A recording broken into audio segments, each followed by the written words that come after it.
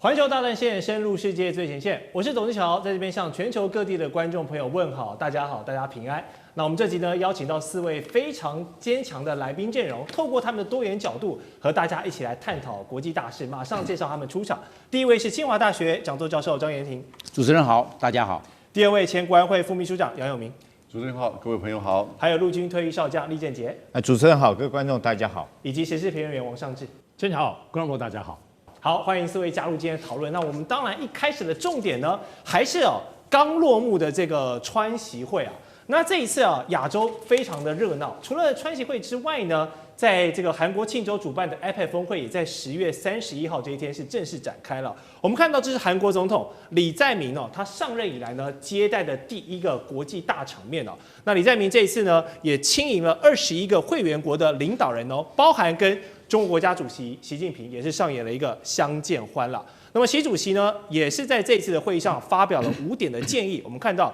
共同维护多边的贸易体制，共同营造开放型的区域经济环境等等的这些，主要都是在讲一些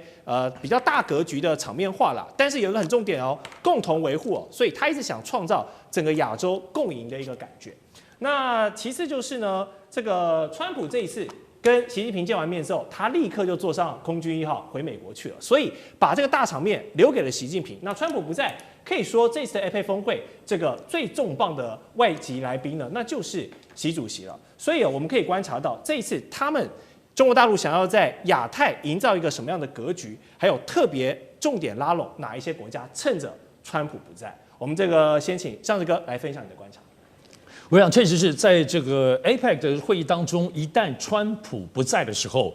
整个主场，尤其这又是亚太经合会在对于整个亚洲的总体的这个塑造也好，整体的愿景也好，当然还是以中国乃至于习近平的意志来确定这一点。所以他这次在 APEC 当中提到的，我刚刚剑桥介绍的这个5个重点，对，看起来其实就是大家都觉得就是这个硬邦邦的东西，可我必须得说这里头其实描述了一个最核心的东西。就是习近平试着在表达一个所谓开放的亚太经济环境。我们知道，其实现在无论在美国或各方面来讲，现在所谓的这种孤立主义蔓延在整个全世界的经济状况，以美国为首，那么包括关税等等各方面这样子的冲撞，让所有的地区或国家单单在保护自己，甚至在寻求自己的这种竞争力的本身作为对抗的资本。那这个时候，其实所谓过去长久以来对于经济开放，特别是在 APEC 对于亚洲国家，包括对中国这几10年来产生的效益，其实慢慢被遗忘了。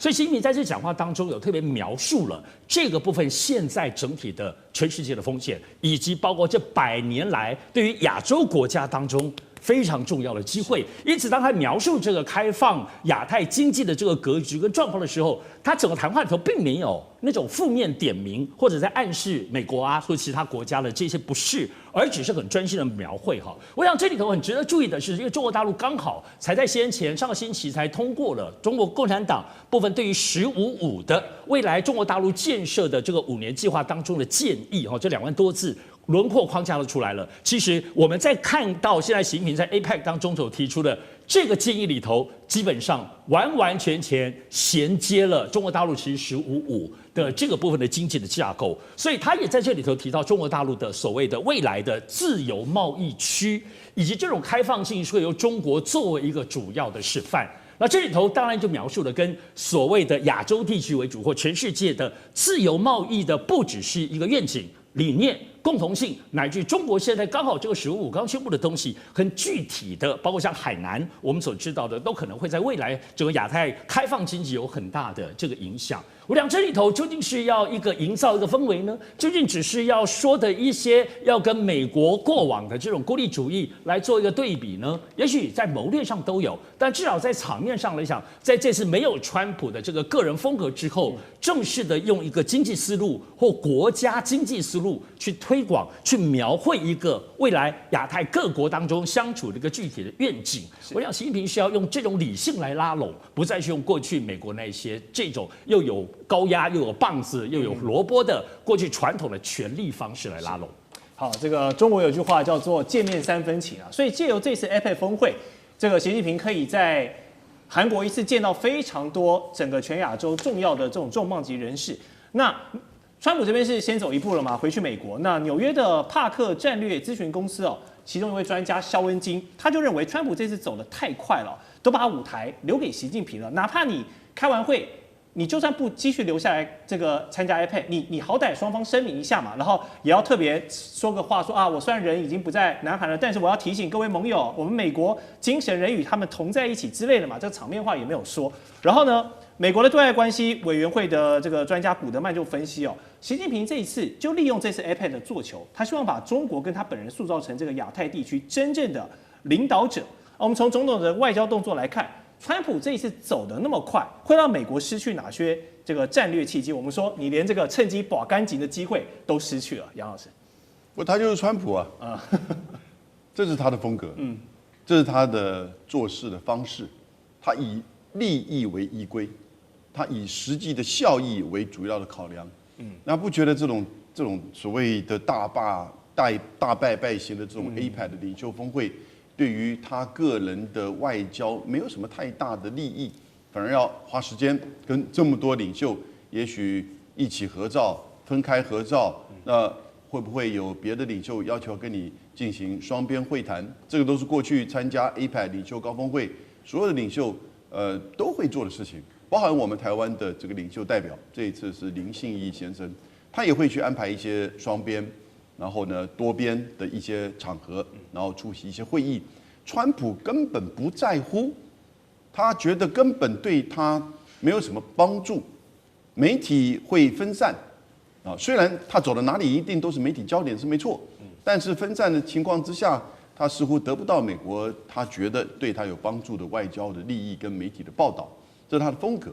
然而其实刚才尚志雄讲的也没错。那我们在学术界把它叫。在90年代的时候当 APEC 开始慢慢的受到重视的时候，有2股力量，一个叫做亚太主义，一个叫做亚洲主义。其实简单的讲，亚太因为有太平洋，对，也就太平洋两端，也就是把美国也包容进来，在东亚叫做亚太主义。所以我们后来就叫亚太。那当然到了拜登的时候呢，扩充到印太。亚洲主义其实就是把美国排除在外。是这2股力量不断的在拉扯。那你就看到后来 TPP 跟 RCEP 就有点这样子情况。结果川普上来之后退出 TPP， 使得 TPP 很尴尬的马上转变成为 CPTPP。那你现在看到亚洲的经济一体化都是以 RCEP 为主，所以在这一次，川普大概也觉得亚太主义在 APEC 在亚洲其实已经消退了，也是事实。因此你在这边多留下来，只不过也是一个外交的场合，媒体的报道，没有什么太大的实意。所以你说他的风格是如此，但就实际上，其实美国在亚洲的亚太主义的影响力其实是与日递减啊。那这一次这个全球大人物齐聚一堂，我们也观察到，都是这个男性的领袖之外呢，其实有一个人万绿丛中一点红，是谁呢？就是这个日本的新首相高市早苗。他的一些跟领袖们的互动其实蛮有趣的。我们看到前段时间先在日本跟川普会面的时候，挽着他的这个手然后呢跟习近平会面的时候，2个人还去吃了一顿这个私密的午餐。所以高市早苗其实上任以来他许多的动作可以值得观察。那特别的就是呢，这一次高市跟习近平见面之前，其实中日的官员就先动起来了。我们看到是中国大陆的商务部长王文涛，他先跟这个日本的经济产业大臣赤泽亮正呢，他们聚焦在北京的一些稀土管制，还有福岛县周边这个水产线路输入到中国限制等议题他们希望透过这一次的 APEC 峰会呢，高市跟他的内阁想一举化解可能之前其他几个首相跟中国处得不太开心的一些议题上希望高市这边能够化解。把一些矛盾处理掉。那 APEC 这个峰会就是一个天时地利人和的好机会嘛？目前看起来高市做得怎么样？张俊觉得？其实这次的 APEC 峰会，我相信想要见习近平的各国领袖非常的多。对，除了昨天我们看到的川普之外，那现在来讲最急的跟习近平见面的，应该就是高市早苗，因为他是新上任的日本首相那这个韩国的总统李在明也当然是必然的了。除此之外，据我了解，还有加拿大总理他也希望说能够跟川普见到面，因为现在加拿大很多的产品来讲，中国也对它做了管制跟不再采购比如说菜籽油等等这方面。但我认为说高市，因为之前到现在为止他当选首相以后，我们从一个指标看得出来，就是习近平并没有发贺电给他所以代表他之前来讲，中国对他还是抱有很大的这种就是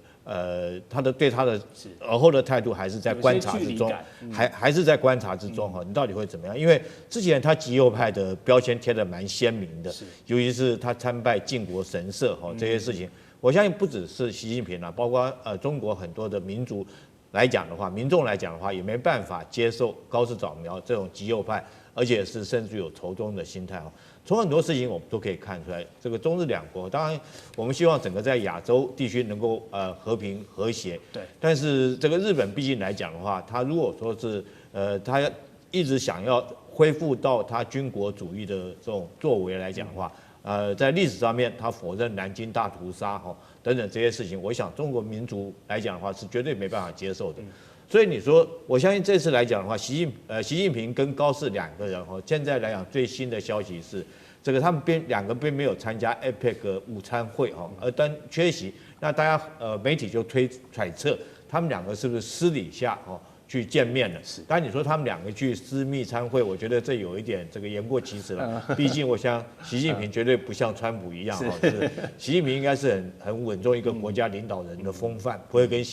川普一样这个又搂又抱的，然后这个应该是不至于。但是我相信这种动作代表说是习近平跟高市两个一定有很多的这个议题要说，包括到整个日本要不要修改他的安保3要件要不要恢复他的军国主义，要不要这个再跟美国采购所谓攻击型的武器，还有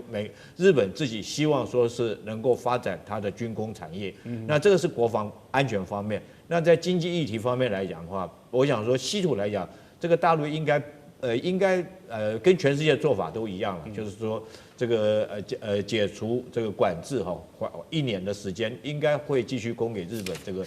它产业所需要稀土，但是它一定会这个加强这方面的监管，就是你要买多少，你用多少，我一定要追踪给你。你知道吗？稀土这一项来讲的话，日本是大量的囤货，它一年譬如说要用10吨来讲，它可能囤到500吨那么多，所以它是囤货的。所以呢，中国在这方面来讲的话，对稀土它一定会说我会供给你，可是供给你的这种审批来讲的话，你需要多少数量，你一定要如实来讲，它不会让它囤货。那日本会不会借这个机会大量囤货，这是有待观察的。那我认为说是福岛的这种核污染的这个水产品来讲的话，中国这方面是不可能会放的那之前来讲几个首相都没有放，何况是高市早苗。那在中国来讲，对他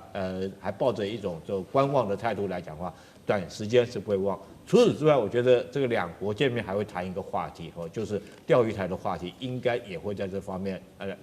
来做这个讨论因为钓鱼台毕竟是中国的领土嘛。那中国来讲，现在来讲几乎每天海警船也都在那边巡查。我想高市在这方面也会跟习近平做一个讨论。了解。好，那说到这个中日，如果要把这个丑话先说在前面了，那绝对还会有军武的这一个议题军事议题。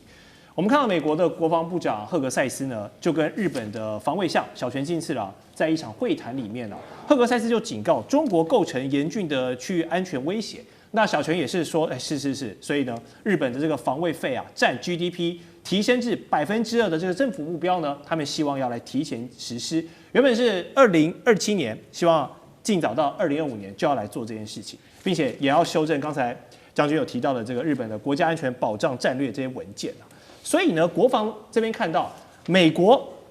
这样推着日本，要求你摆出更强硬的对中的这个军事姿态，我们要维持第一岛链这样同仇敌忾的感觉。但是高市早苗就像刚刚提到，他有很多议题想要解决水产品，然后一些土地、钓鱼台种种之类的。那现在这边他的这个防卫上又在跟赫格塞斯这样子同仇敌忾，那他的平衡外交究竟要怎么做？所以这次 APEC 的契机，张教授认为美中日的3方关系，你觉得值得留意的重点是什么？我认为这个高市早苗他有意缓和中国大陆跟日本之间的关系，因为他毕竟有多方面的考量跟压力。对，比如说尤其是经济，因为中国大陆跟日本这个双边的贸易是第2大，当然，因为日本跟美国是最大的贸易，但是现在问题是美国对日本实施关税战他要去找一个替代的市场、替代的对象是往哪里找？中国大陆，因为它是第2嘛。对。在去年2024年，日本对中国大陆出超40亿美元，他赚了，但是他对美国那个日本的这个我们讲出超啊，685亿美元，你看那么多，巨大的差别。对他现在往哪边去补？因为他现在打这个，你们知道这个关税15%啊，所以日本很多压力，日本还要买美国的稻米、美国的汽车等等这些产品。那所以日本是不是这样？那你要找替代市场、替代出口啊，中国大陆。这个时候不能中国大陆搞僵。第二个，我们来看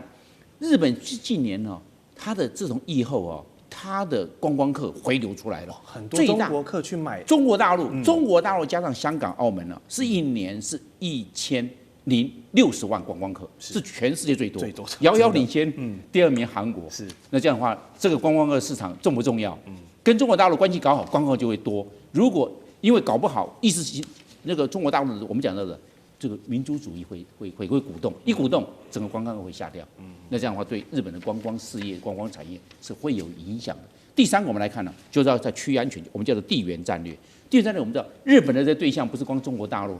北韩它面对的3大核武国家，第一个俄罗斯，核武强权呐，那个再来北韩核武强权呐，中国大陆核武强权呐，日本什么核武都没有。你看他面对这个，不要搞那么多的怼敌人了，跟中国大陆稍微缓降，因为毕竟跟俄罗斯打过我们叫日俄战争，打过二战了，那跟韩国也不好谈，都不好弄，那就跟中国大陆习近平好谈一点，对，跟中国大陆将缓和一点，对日本来看是比较有利的。第三个，我们来看日本呢衰落40年，1985年的9月，我们叫做广场协议，日本整个的经济就泡沫，没错，一直到现在2025年。那经济泡沫到现在为止，又是变成好像第二波的广场协议，因为就是关税战的关系。那你这样子玩下去的话，对日本的整个国力来看的话，这是一个非常大的压力，经济压力。但是不要忘了，还有国防压力。为什么？美国要求日本要到达 GDP 的2%，对，就是国防预算，而且今年就要到达，变成这个日本压力大不大？大。这边有关税战，这边又有这个要国防预算要增加到GDP 的2%，日本当然赶快做调整啊，不要老是。一直压单边啊，所以我认为日本是因为来自于美国的军事这个方面的采购的压力，跟经济上关税的压力，它不得不缓和跟中国大陆这边的关系，是因为对日本的经济来看，对日本的观光客来看，还对日本的区域安全来看，都会有一些帮助。地缘政治、美中之争、战略价值、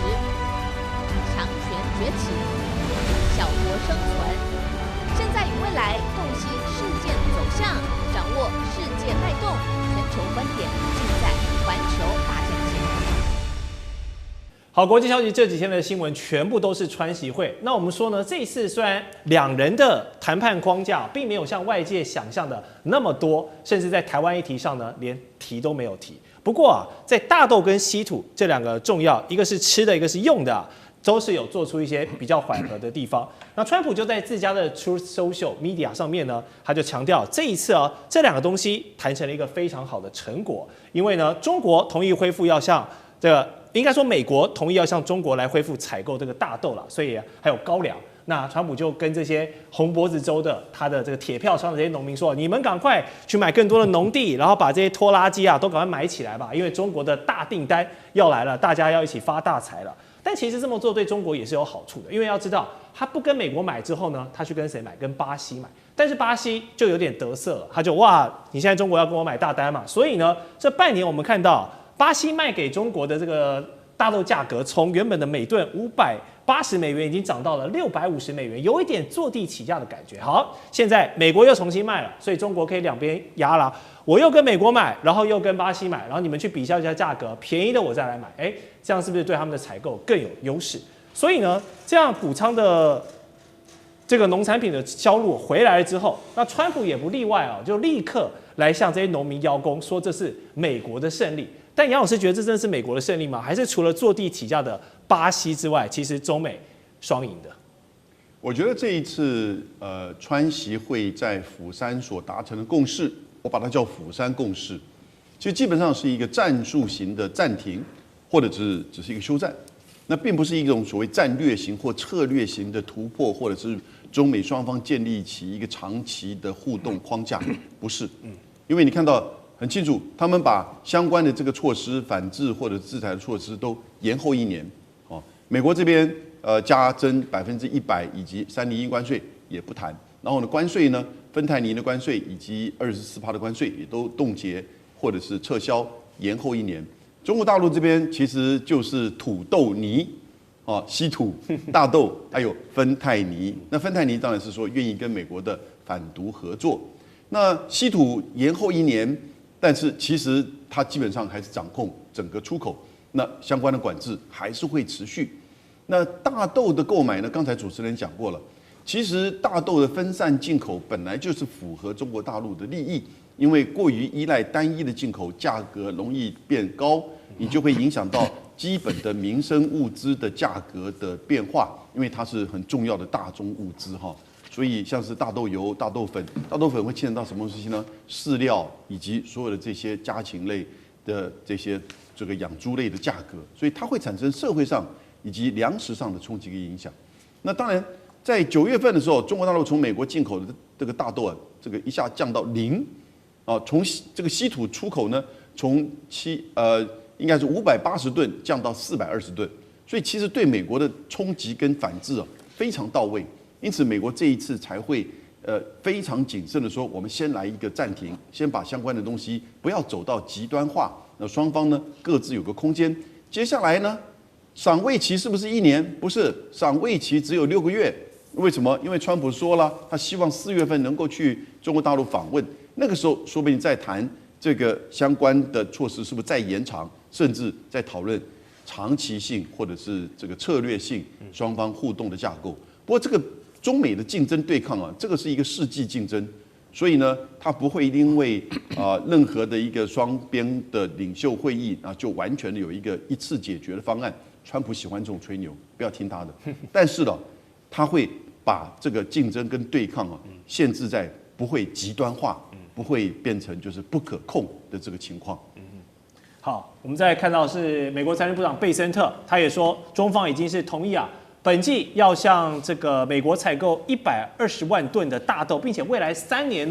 每年都采购至少2500万吨。但其实外界就有分析，这个量看上去很庞大，但其实比起贸易战之前还是有所降低的，也称不上是什么突破反而是美国你又向中国自曝其短的一个点，就是你的大豆如果不卖给中国，你就是烂在仓库里面。所以农产品是不是也是川普一大的软肋？因为张教授，这红脖子州全都是挺川普的。那我们可以看，对这个中部的这些大豆的州的都是挺川普的，共和党的铁票。但我们来看在去年2024年，中国大陆向美国买了2700万公吨的大豆，总共花了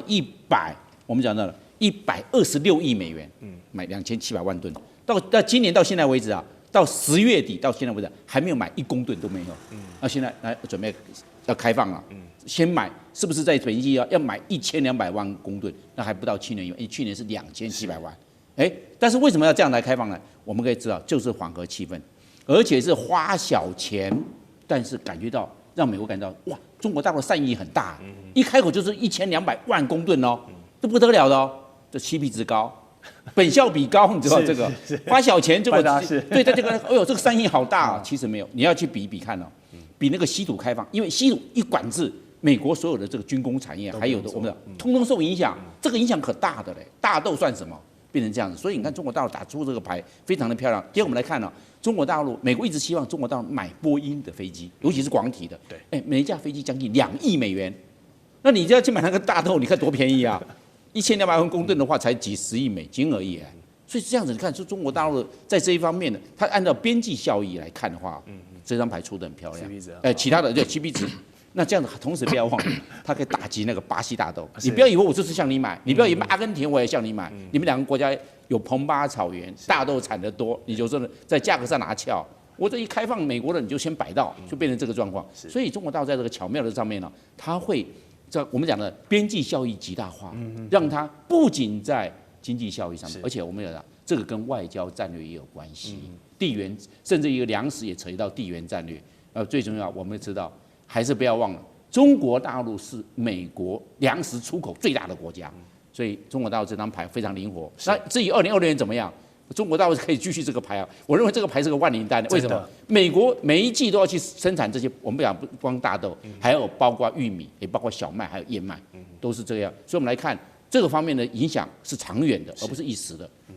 说到这个中国大陆漂亮的出牌哦，不只是农产品呢，可以跟很多国家买啊，反正又不是只有你采。但是全世界想要稀土，不好意思，中国大陆就是有绝对的垄断权了。所以呢，当这个科技跟军事都不得不用到稀土的这张牌，在中国大陆的手上，那它掐在美国这个咽喉的手啊，现在是暂时松开了。出口管制呢，我们先暂缓1年，让这个西方国家可以先松一口气啊。但其实这个核心问题没有解决啊，你只是延缓它的发生而已，并没有解决根本。因为欧美一天不自己撸起袖子自己干下去这个稀土产业链呢，那你永远就是被中国制衡嘛，这没有什么好说。你就是时间到你就求人家卖货给你嘛，对不对？那暂缓1年的布局，老实讲哦，做的也有限，因为你也知道，这个欧洲跟美国，你光是要搞一个环评，可能就不知道要卡关卡多久。所以稀土这张牌对西方来说，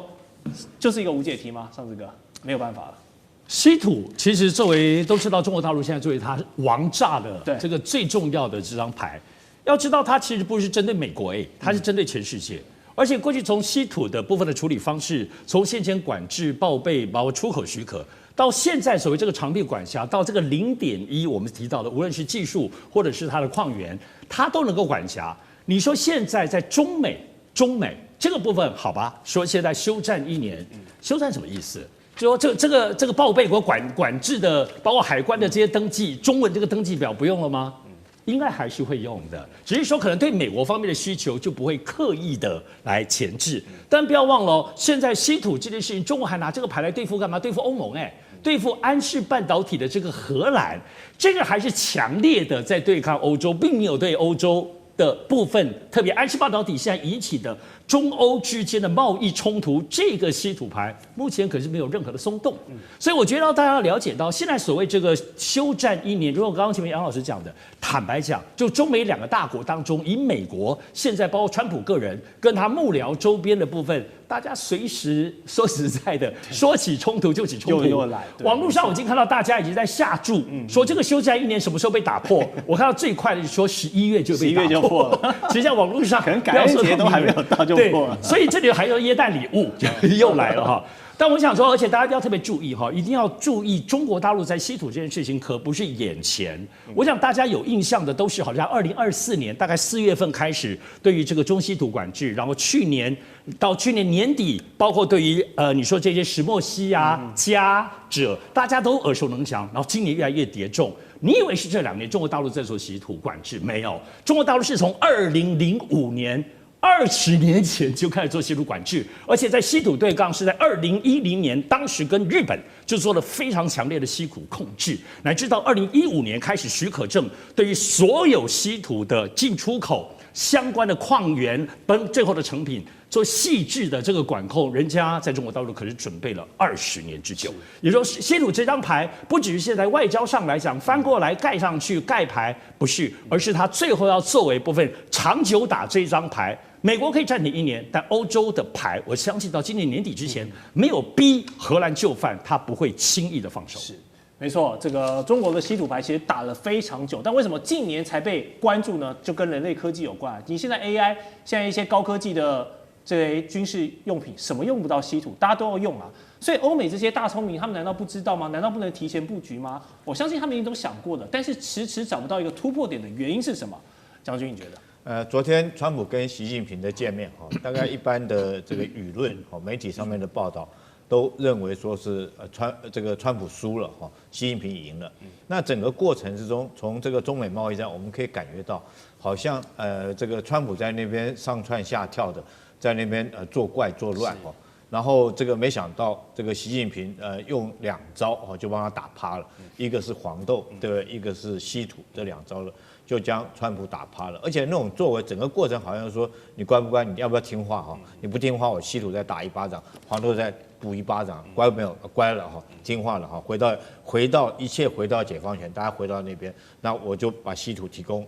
给你。但是现在目前说是暂缓1年的管制，可是美国现在来讲，当然跟日本这些欧美国家急于想要提炼稀土，但是这次中国来讲。这个我想从中他也知道说一件事情，稀土是他很重要一个战略的这种武器，他不会轻易的松手。那我们知道所谓的管制不是很狭义的说只是这个产品，这个已经提炼好的产品管制出去，而是它包括整个这个提炼稀土的产业链，包括人才跟技术来讲，它都要管制。据我的了解，现在来讲，中国对稀土这方面的这种人才啊，提炼稀土人才，它都管制。所以你如果说是这个欧美国家如果得不到这种人才来讲的话，就算是你投资再多的钱，你盖再多的工厂可是你没有这种人才，你可能就提炼不了。第二个来讲是这个专利的技术中国在提炼稀土上面有它专利的技术，所谓的萃取的方式湿式的提炼方法。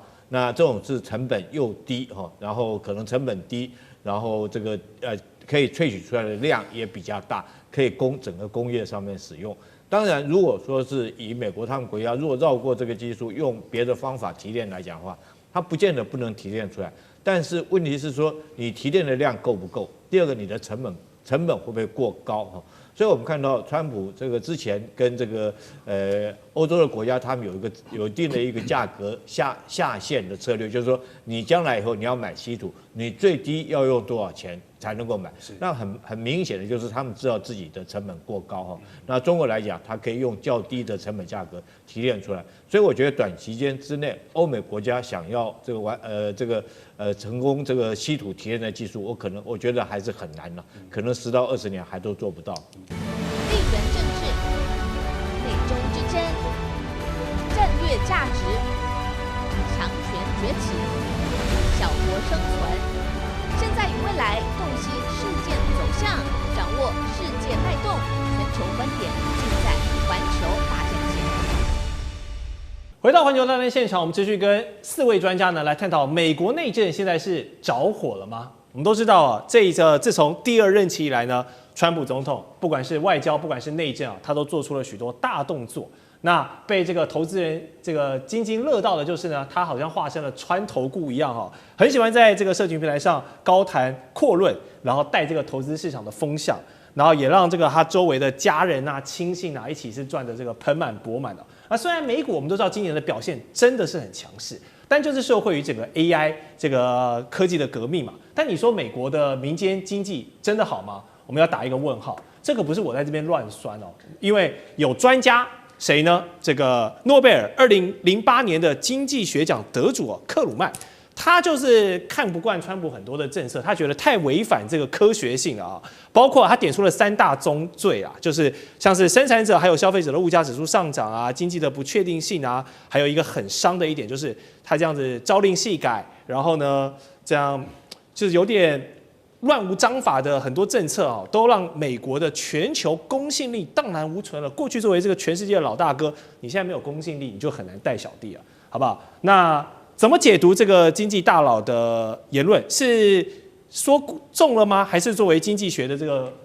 专家来说，其实川普真的是在经济学上面不合格的？虽然股票被炒得很漂亮，我们来上志哥。我想，其实在美国或全世界都知道呢，这克鲁曼他应该就是川普的最主要的黑粉，对，真的是黑粉。当然也可以理解啦，他作为诺贝尔经济奖得主，主要当时他提出的就是非常重要的所谓的这个新经济地理学的框架。简单讲就是说，国际贸易跟经济地理之间的这个部分的关系所产生的自由贸易。所以也就是说，克鲁曼他基本上这个人的经济思想，在于整个对于无论全球化或自由贸易，或者是跨国性的这种贸易的，不要说合作，在这里头竞争合作里头，它是抱持这种开放的这种肯定啊，所以正面肯定。所以现在面对于川普这种，包括在经济贸易当中的这种孤立主义也好，所以我们可以看到，他现在在长久以来，在川普上一任跟尤其这一任在关税战之后重炮的这样子的批评哈，基本上是把所有川普当中对于这种自由贸易的这个核心的部分所产生的冲击，它是在所有各方面产生批评啊。所以这个部分的点评，再加上他的这个经济学得主的这个部分的身份，对，所以确实形成强烈对比。但我要提醒大家哦，虽然克鲁曼批评骂川普，但过去长久以来他骂最多的其实是中国。所以过去对于中国所谓共产党或共产治理的这个部分，跟我们刚刚描述的这个新经济理论框架是有很大的违背。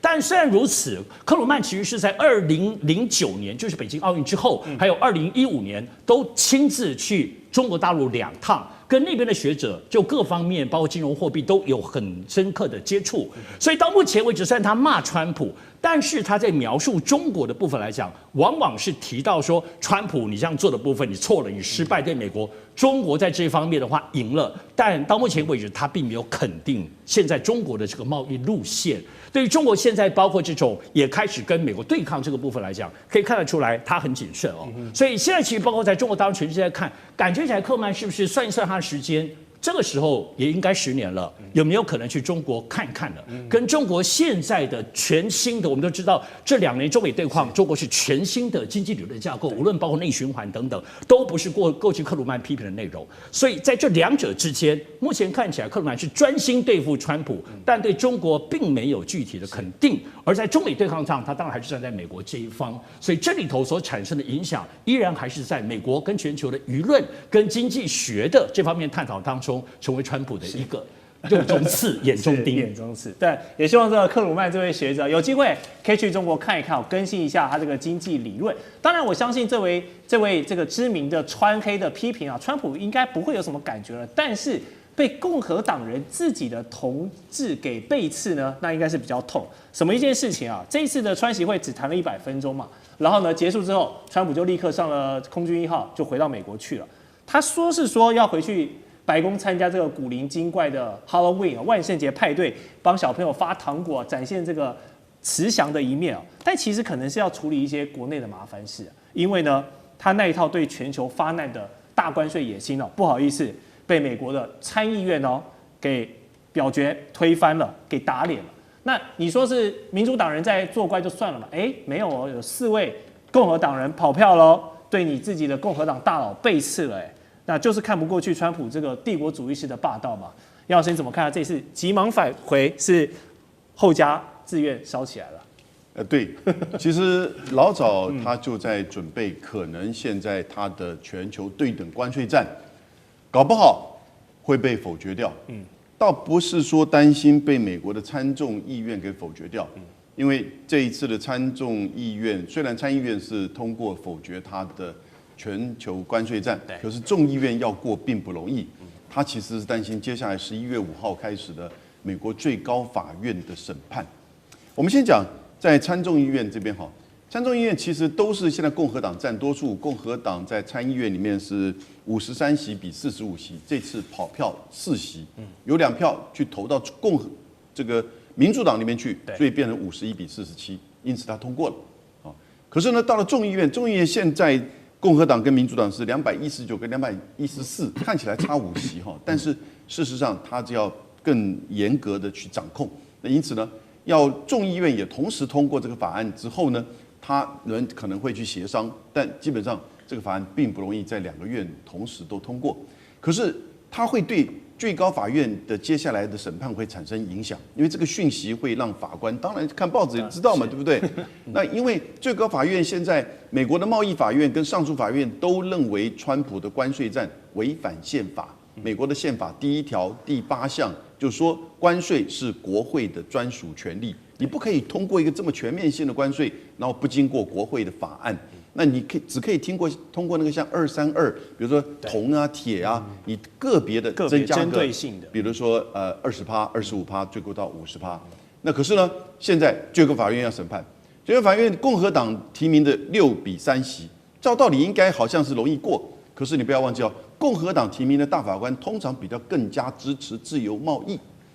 那现在呢，就碰到了一个很大的这个困难。所以川普其实都做准备了，这一阵子他把那个 WTO 所欠的这个会费都偷偷的把它都缴了，然后呢，把有一些这个商品呢，美国没有生产的都把它降了关税，其实也在因应。如果真的大法官通过部分违宪的话，他也会把一些产品转到232这边来。但不管怎么样，这会对川普的关税政策是一个非常大的一个反扑，一个美国来自于司法或者是国会之间的一个反扑。好，除了要处理这个国会方面的考验其实美国的国债近几年呢，也是表现公信力一直在下滑啦，因为不断的借新还旧，然后这个债逐高台嘛，也大大削弱了过去被这个金融教科书定义为无风险资产的一个口碑信任。那同时又助长了像黄金啊、加密货币这些东西的升高需求。大家都知道，光是2025年金价跟比特币就涨了多少去了。那川普家族啊，也是靠着一人得道鸡犬升天大家跟着他一起这个投资加密货币，都不知道赚了多少钱了。我们说这种超越了内线简直是自己划线，我喊涨就涨，我要跌就跌的离谱事情，就没有人可以管它吗？所谓这个川普币啊，我们叫做民营币嘛，他发行了10亿枚，但是他自己流通了8亿枚，2亿枚出去，结果这个川普这个一操作之后呢，总共整个的市值提升到270亿美元，你就知道多高去了。为什么大家这个比较迷信类似比特币啊、民营币啊？因为这个是一个储存资产，类似这个黄金一样，但是问题它是空的啊。你看看这些衍生性的商品这些民营币上涨，黄金也上，两个双上涨。但是不要忘了，黄金它有实体，对，我这是黄金啊。现在黄金上涨了，已经到每盎司4138块美元每1盎司。对，那现在那大家看那么贵，那我就来炒民营币，变成这个状况。那民营币为什么这么可以炒？我认为它有3大优势。第一个，今天川普他是总统啊，他可以政策面来制定。我来搞一个这个衍生性的商品，类似比特币，我搞个民营币。他是总统嘛？对啊，那就他自己，他成立了2家公司搞这个东西，搞这个民营。他儿子也搞这个。对，变成这个样子。讲到第二个呢，消息面，你要知道，川普这个东西他消息面一放出去，哎呦，跟这个谈判过关了，跟这个加拿大也好，日本也好，澳大利亚也好，欧洲的这些国家，谈到，好像消息不错这个民币就上涨了。你看，消息面是由他来控制的。一下不行的时候，所以股市也是一样，他就问你们都赚到了钱了吧？对，这就是我们讲的，他有消息面、政策面的优势在他，消息面的优势在他。第3个不要忘了，操纵面，谁可以操纵？川普可以操纵啊，对不对？大家来买这个，你放心好了，这个东西衍生上面，将来避险就靠这个了，就跟比特币一样，它是虚拟的，但是避险很好避险啊，而且很好在地下做交易。对，大家开始买了，所以又有操纵面也在川普上面。你这个3个优势都抓在川普手上，那你这样的话，大家是不是靠川普来发财了？真的，我们讲到权力在上面，权力产生金钱，是权力增加资产，这就是个很典型的现象。没错，这是球员兼裁判了。好，不过美国当前要处理的这个内政的棘手事情当然就是现在朝野还是要赶快尽快和好嘛，因为你联邦政府因为2党恶斗陷入停摆的局势，继续这样拖下去，拖越久越严峻啊。要知道，如果这个停摆时间再延长1周呢，就要创下史上最长的记录了。那这个 CNBC 引述国会预算办公室的预测呢，就是这次美国政府停摆导致美国国内的生产总值 GDP 到年底损失有多少呢？至少70亿美元。那如果你后面停摆再6周，停摆8周，都有一些相应的数字变化。可见这个国家机器如果继续摆烂不运作，那对美国全国的 GDP 还有公众利益都是巨大的损失。那相信我不用多讲。但是内政到外交，川普从第2任期以来，他都走得蛮一个极端的风格。那包含2026年的期中选举，在我们今天录影这天，其实就差不多剩1年的时间了。立将军，你觉得川普今年从2月这样上来一系列的骚操作，对于他明年的选举，他这样天上天下唯我独尊的路线，还可以继续走吗？我当然走不下去啊！我们今天很明显的，明年我在这边我就可以大胆的预测，因为明年的共和党选举应该是会以这个大败来收场。为什么我这样讲呢？第一个，我们就看，就刚刚我们讲的这克鲁曼所讲的第一句话来讲的话，这个消费者物价上涨现在来讲的话，这个通膨指数已经到达2.4%那 CPI 指数，但是核心指数已经到达3.0%了。所以这个美国的很多老百姓都已经感觉到物价已经在上涨第二个来讲的话，这个美国现在我们都知道，其实它失业率越来越严重因为 AI 取代的关系，包括到几个这种科技的 AI 的大的公司都目前都在裁员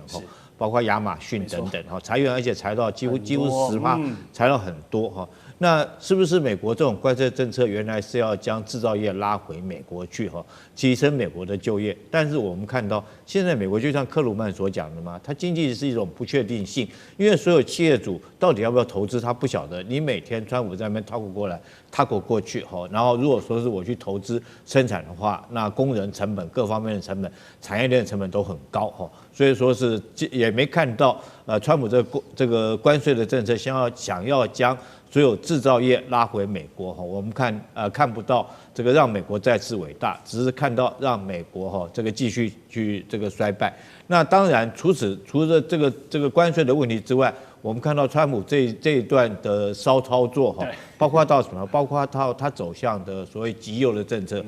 甚至于很夸张离谱的，将共和党州的国民兵派去镇压民主党州的这种所谓的移民或者是说这个游民，用这种军队去镇压，很多老百姓看不到，甚至于我们现在也看到，美国很多的地方都已经这个在周日的时候都有所谓无王的一个这种群众的运动哈，叫反川普的运动很明显。除此之外，其实上我觉得川普很多自己国内的问题他都没有解决哈。当然这是长久以来美国自己本身的问题。当然第一个就是他们所谓的这种多元性别政策哈，然后或者是说他堕胎啊、持枪等等这些都走极端的主义。那让美国老百姓会这个反对反抗，尤其是说我们刚刚讲的，如果说是连我们都看出来，他在这个图利他自己的家族，借着炒作这些货币、炒作股票，难道美国群众会不知道吗？所以我们看到共和党为什么有4个人倒戈？这共和党的议员他会求自保啊，对不对？我希望说是我倒戈，然后将来选举的时候，我才可以得到我的选民的支持。所以从这一叶知秋，从共和党里面有4个人倒戈哦，我们就看明年共和党选举可能非常非常的严峻哦。地缘政治、内中之争、战略价值、强权崛起、小国生存，现在与未来洞悉事件走向，掌握世界脉动，全球观点尽在环球大战线。好，再回到环球大战线，我们节目的最后环节来聊点军武的话题啊。这一次的川习会呢，虽然这个习近平跟川普的谈判框架没有什么劲爆之举，但是呢，川普特地在见他之前呢，在俄罗斯还有中国的核武呢，特别发了一个这个话，说呢，因为因应俄中的核武威胁，它只是美国的战争部要立即以对等的方式我们要重新展开核武的测试，就是把当年冷战玩过的戏法再重新拿来玩一遍。哇，到了2025年都还可以继续玩，也是蛮厉害的。那核武对现代战争的震慑力究竟还有多少啊？相信大家应该是可能只有比较年长一辈的人才有感觉啊。毕竟当年1945年那2颗投放在日本广岛跟长崎的原子弹真的是人类不能忘记的一个历史伤痛。但是现在美国要重新展开了这个核武的测试，会激化美中俄这3方新一轮的核武，我们说这个军备竞赛嘛，杨老师。我想川普感受到日本跟韩国对于现在所谓的后美国秩序，美国的军力逐渐的从西太平洋开始做战术收缩了之后呢，他们担心的核子保护伞或者是美军对他们的保护安全的问题，所以日本这边会去要求提升美日安保，就是要美国的核子保护伞持续的有效。韩国这边其实严格而言，美国对韩国没有核子保护伞的承诺，可是呢，韩国就要求要核同盟，因此呢，比照 AUKUS 去建立核潜舰。川普一方面答应韩国要做核潜舰，另外一方面他又说我们来重新做核试爆。我觉得他都在放大化，都在，他不了解实际的情势。韩国要做核潜舰这个事情不是普通这个能够去处理的，要一段时间去考虑。至于核试爆，我跟各位报告，1963年的部分禁止核试爆条约是美国、苏联、现在俄罗斯都是这个签署而且批准。后来到1996年有一个全面禁止核试爆条约。那是全世界大部分国家都签署批准，但美国、中国、俄罗斯签署没有批准。可是事实上，绝大部分的核试爆都是在冷战时期，那个1963年呢是禁止在大气、太空还有这个水面，哦，因此后来在做的1963年之后呢，大概都是在地下。那可是1996年之后呢，大概就只有印度跟巴基斯坦1998年做了1次，然后呢，北韩是在2006年到2017年做了6次。除此之外，任何国家都没有在做核试爆，有的是什么呢？电脑模拟试爆，这个是有。然后呢，有核演习，核演习并不是来丢核原子弹哦，核演习是在做这种陆海空的战略投射这个载具，然后呢核演习。所以，比如说空基、地基、这个海基的潜舰，或者是飞弹，或者是这个战略轰炸机，它的出动然后演习，这个在2个礼拜之前，俄罗斯有做过这个核演习。所以，川普大概讲的是核演习，因为你现在美国如果做核试爆哈，那完了，那全世界都来开始在发展核子武器，哦，所以现在这个他不了解这个情况，他讲这个核试爆。最多也只不过是电脑演习，因为美国在1992年之后连电脑演习都不做了，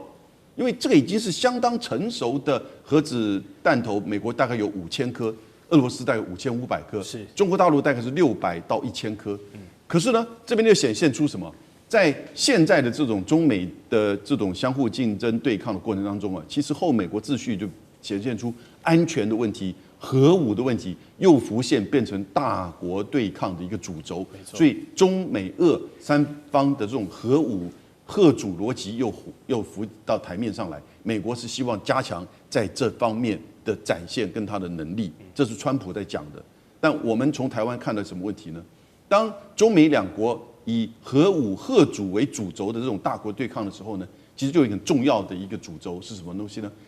核武大国之间不会直接发生传统的这种战争，因为它可能会提高情势。所以你看俄乌战争，美国、北约都没有介入一兵一卒，这也就是这个核武对抗的这个逻辑。俄罗斯不断的在做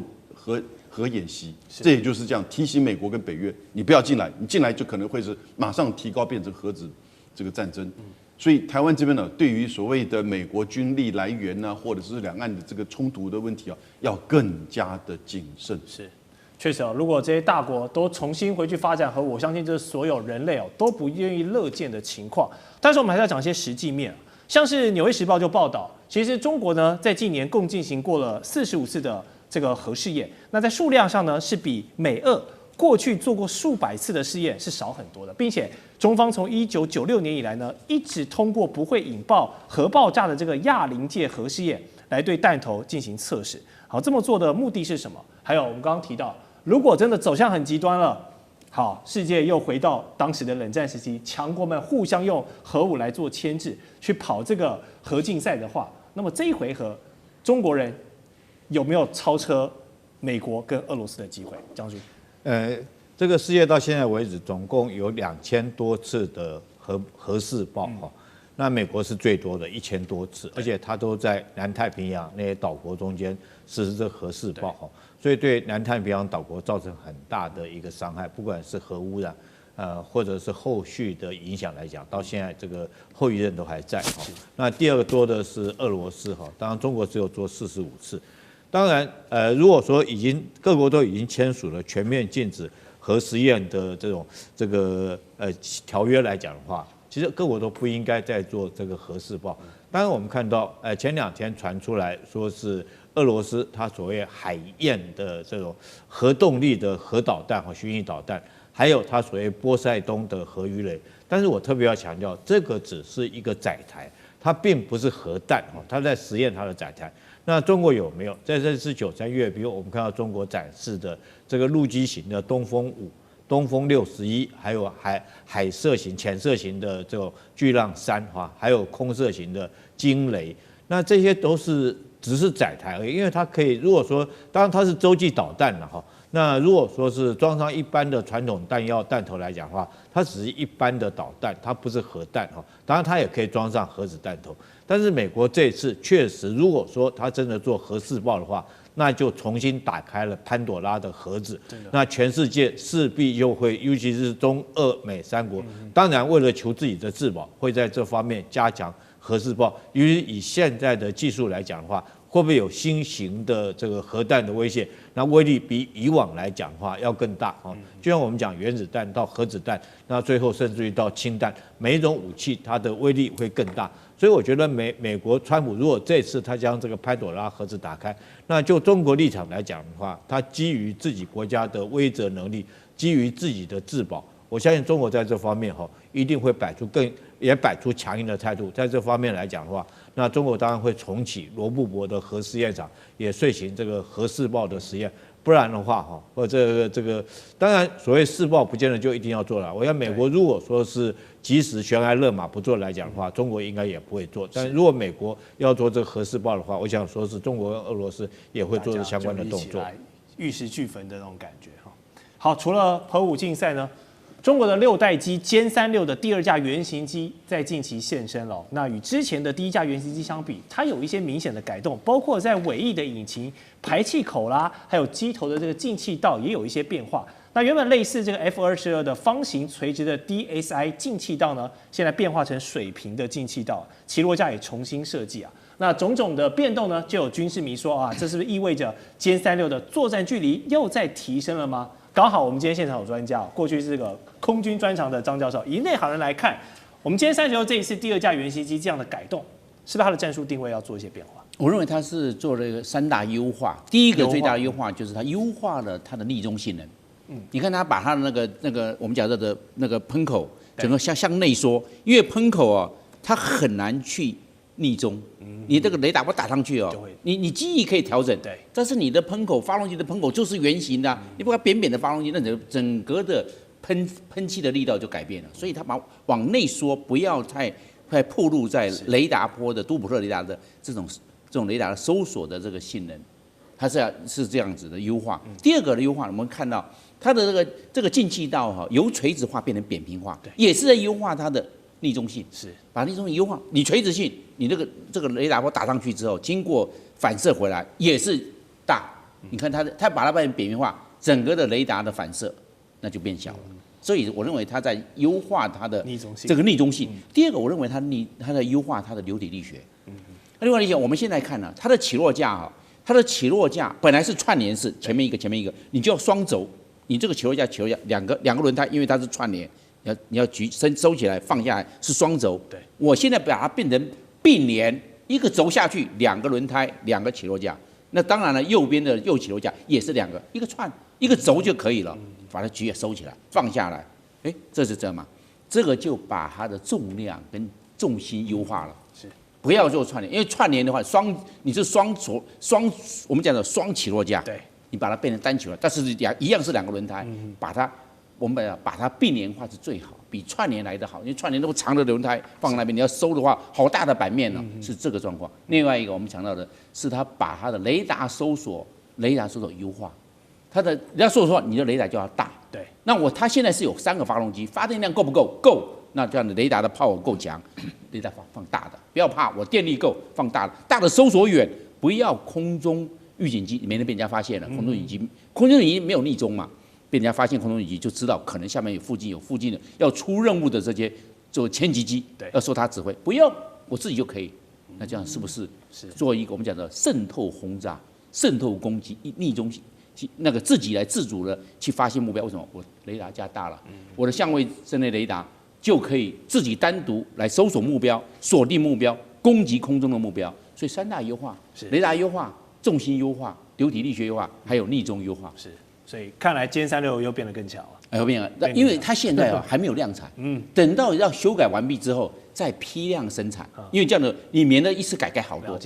我第2架的时候整个修改之后验证成功之后，以后就按照第2架的模式，那第1架就不要了，因为第1架是做验证的，第2架是变成批量生产的原型机。好，不过相比这个歼36持续在优化，美国海军这边尼米兹号航母可能最近要拜了，因为诸事不顺。特别是在南海出任务的时候，半小时内就掉了2架飞机啊，这非同小可。一架是海鹰，一架是超级大黄蜂，但是万幸人员都救起来，没有闹出人命啊，不然这美国大兵的家属都跟你没完了。好，那这个川普总统说出事的原因呢，可能跟这个劣质的燃料有关。虽然我们还要等待最终的这些完整的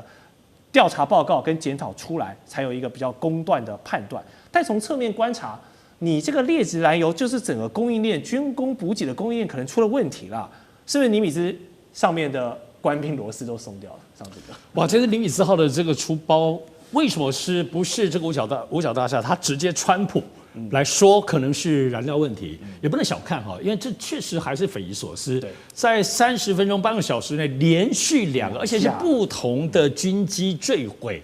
这个我想，其实包括张仁，其实这个我们其实任何可能过去军事史上或在航空母舰上有没有发生这个事情，除了在打仗之外，是难以想象的。不过我们都知道，其实尼米兹号其实过去一个已经非常服役非常老的这个航空母舰，而且在此之前，它已经到红海出任务，已经算是超长出任务。它接下来本来就是要做一个很长时间的部分的维修。都知道航空母舰的部分的生态的复杂，常人难以想象的。我经常说，我们就把台积电加长庚医院